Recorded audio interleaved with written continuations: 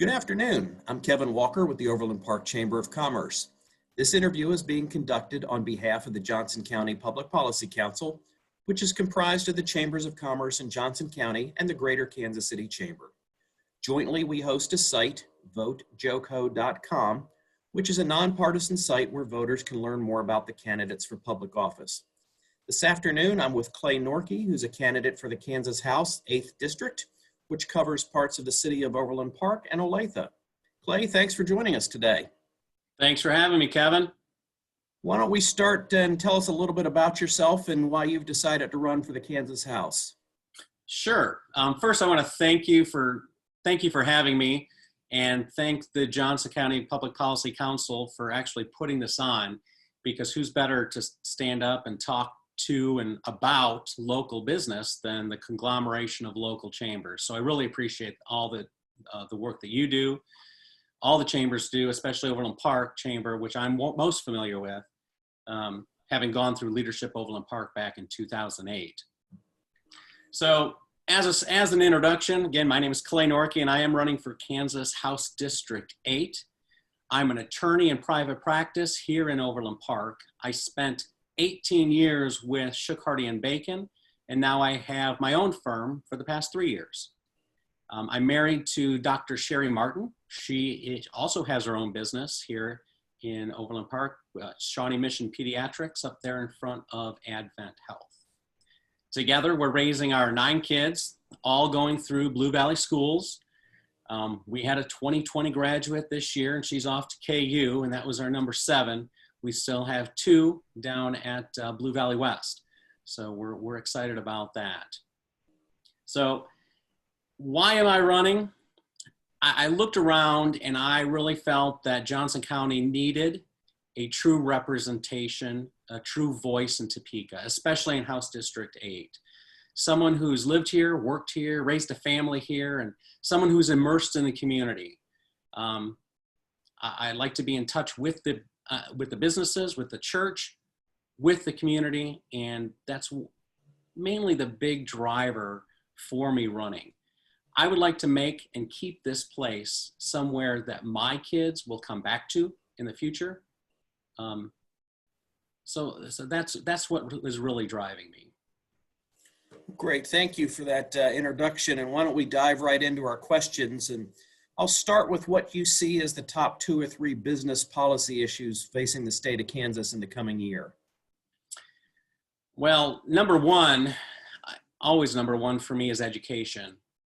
I think we need to make sure that we continue to provide adequate funding for our education, because the state cannot afford to get into more litigation over the education issue. Education drives the economy here in Johnson County. It brings up our property values. It provides a quality workforce. Anyone that's been here knows education is number 1. Number 2, jobs and economic growth and recovery after this pandemic and through the pandemic. We need to have a balanced approach. We need to be looking at the physical, mental, and economic health as we proceed forward. Forgetting one of those 3 is ultimately going to harm us in the long run. Number 3, transportation and infrastructure. Here in Johnson County, I think 69 Highway has to be a number 1 priority. We have got to get that thing expanded, and we need to fight for funding to get it done. Great. Let's talk a little bit about the state budget. How would you propose to balance our state budget in the coming year, and what specific budget cuts or revenue enhancements would you consider, if any? Well, Kevin, number 1, we're going to have to get creative. We've got a big budget shortfall looming in front of us, and we're going to have to make some hard choices.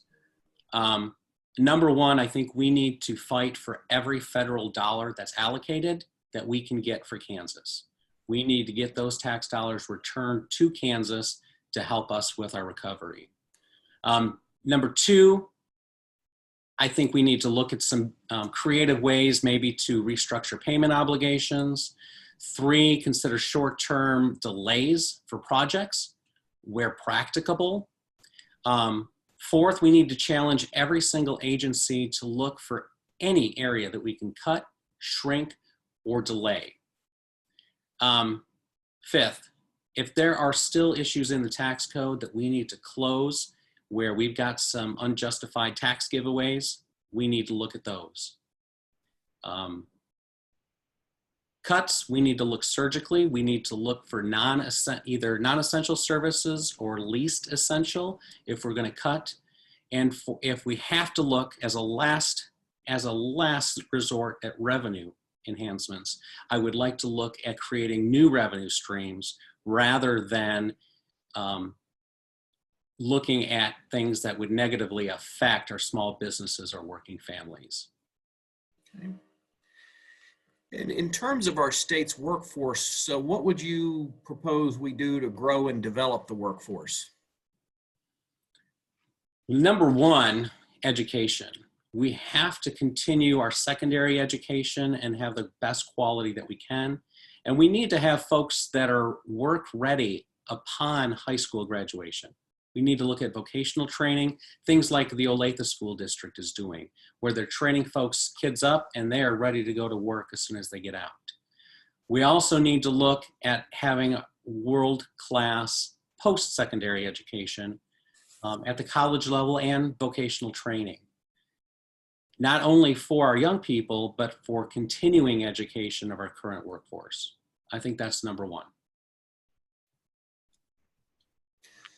In terms of economic development policies, are there things that you would support to encourage job growth and business expansion for our state?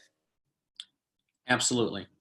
I think we need to work with the Commerce Secretary and the Commerce Department. We need to make sure the Secretary has a full toolbox to choose from of different tools, different incentives, things that are going to attract businesses and workers to the state. Here in Johnson County, what we've got going is the education. We've got a great work environment. We need to maintain that, and we need to fight to maintain what's good for Johnson County.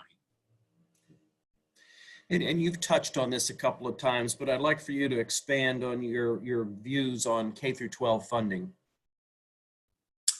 K through 12 funding. Well, number one, we've got to stay out of litigation. That's just been a drain for the last couple decades. We need to make sure that we maintain adequate funding for our K through 12 schools, and also give the local school districts, like here in Overland Park, Olathe, and Johnson County, the ability to supplement those as well. We need to make sure that we're also funding our special needs. Right now, there's a lack of that funding coming from the state, and we need to, under statute, and we need to get that raised. Another big issue that we've been wrestling with for a couple of years is healthcare policy, and specifically, I'd like to get your thoughts on Medicaid expansion in Kansas. Well, I support Medicaid expansion. Not only is it the right thing to do for the people that need the health care, but I think it's the right thing to do for the economy. Not only would it, I've seen numbers that it would cover from somewhere between 130 to 150,000 Kansans, most of those being children and the others being working adults, those that are in jobs that they make too much that they don't qualify for CanCare now, but they don't make enough to go out and be able to afford insurance. As small business owners ourselves, we know how expensive it is to go out there and get insurance. It's mind-blowing to me. And we need to be able to expand Medicaid to help these folks get the insurance, especially today. We're seeing in this pandemic, how can we turn our backs on people who need health care without expanding? We just must expand Medicaid. And then turning back to the budget and our economy, I'd be interested in sort of your broader view on state tax policy and what would guide you. Well, I believe that taxes should only be as high as they need to be. Only as high as they need to be to provide the essential services that our residents and small businesses depend and rely on. The tax policy should also be predictable. There shouldn't be surprises. There shouldn't be gotchas. It should be as straightforward as possible. And as we come to the end of our questions, my last one I want to leave you with is what do you believe most distinguishes you from your opponents in the race? I believe I'm a true representative of Johnson County. I've been immersed in the area, in the community. I've lived here, I've worked here, I've worshiped here, raised a family here. I understand the values of Johnson County, and I believe we need that voice. I don't believe that voice is being heard from our district right now.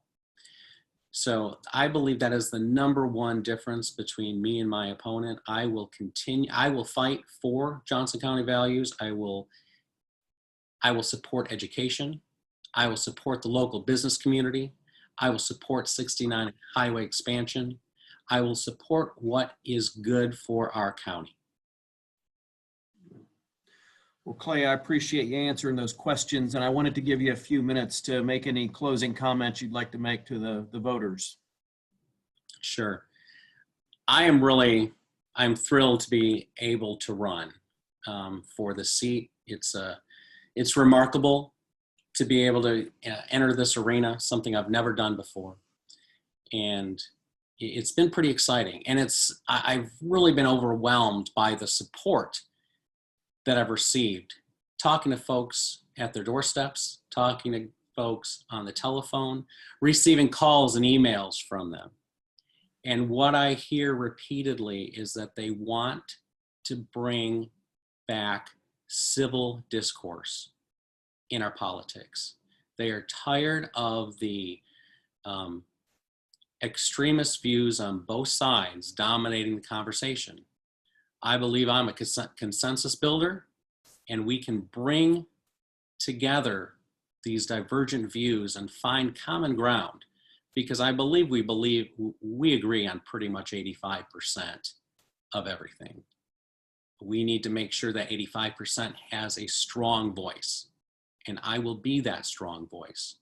So I will ask that you do your research, and I hope to earn your vote on August 4th.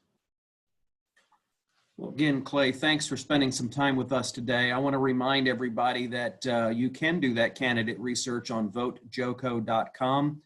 This video will be there, as well as questionnaires and videos and questionnaires for other candidates. So hopefully people will take a look at that. And also remind everyone that advance voting is currently going on. And of course, primary election day is Tuesday, August 4th. Our polls will be open from 7 a.m. to 7 p.m. So hopefully everybody will get out and cast a vote.